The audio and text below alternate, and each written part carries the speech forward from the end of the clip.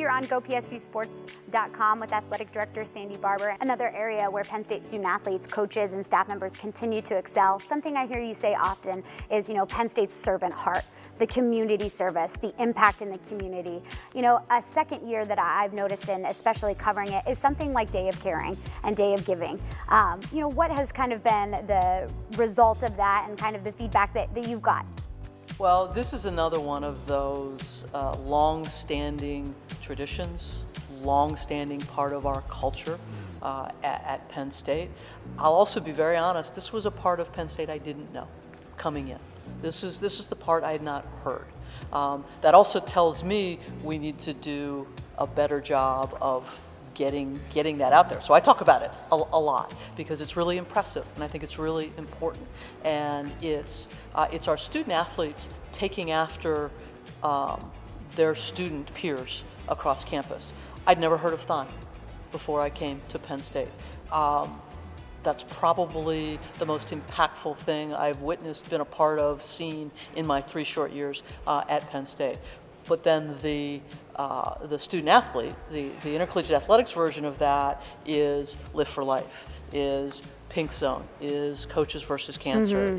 I could go on, and it's really tremendous. And our students, our student athletes, do this out of their hearts. They don't do it because anybody makes them or requires them, or they do it because they want to, because you hear this a lot, that when you give, you actually receive more than you give away. And our student athletes, by example, have felt that, and then they keep doing it. And then moving a little bit into competition, obviously a very successful year, 9 conference championships, a national championship team. What does that say about the level of excellence that our student athletes are performing to and the conditions that we're all here together at Penn State providing for them to reach this highest level?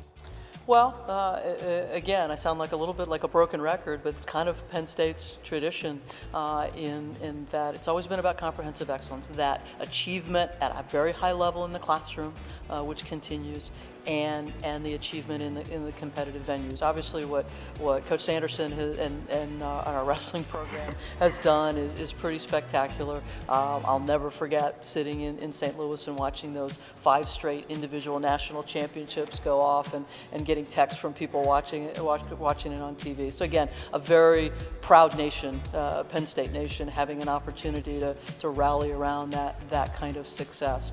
Our 9 conference championships, that's pretty spectacular, and great achievements by those programs. I think it's 11 of our programs finishing in their respective top 10s. A second straight appearance by Missy Doherty and our women's lacrosse program in their respective Final Four. I'm going to get in trouble here because I'm not going to mention them all, but it's really remarkable. But I do have to say, as great as it was, an 8th place finish in the Directors' Cup, I think it's our 12th top 10 finish in the 24-year history of the Directors' Cup, and that speaks to our overall depth and breadth of excellence. As great as that all is, I think we got more in us.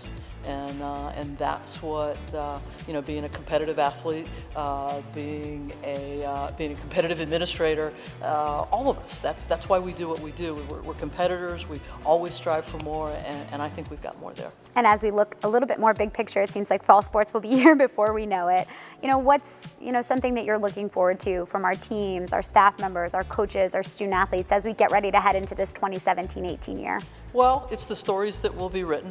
The 17, 18 stories that will be written, just like we wrote 16, 17 stories. One of the highlights we haven't talked about in 16, 17 was our football team's Big Ten championship and the Rose Bowl run, and just how that helped our community pull together.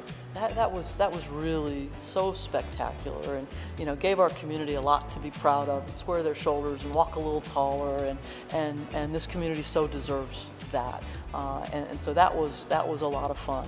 Our men's hockey team and their first ever NCAA appearance, and so there's more to come there. So it's what stories will we write this year? What team, what program what coach, what student athlete will emerge in this next year. That's, I've been doing this for 36 years now, and there's always some pleasant surprise about someone who steps forward. A student athlete, we're talking about these 17 to 22-year-olds who are at this really interesting time in their lives, and somebody's going to step forward that's going to surprise us and have this incredible year, whether it's a Good Works team incredible year, whether it's an NCAA Elite 90 kind of year, or whether it's an NCAA championship kind of year. And so that's what every year, kind of sitting and imagining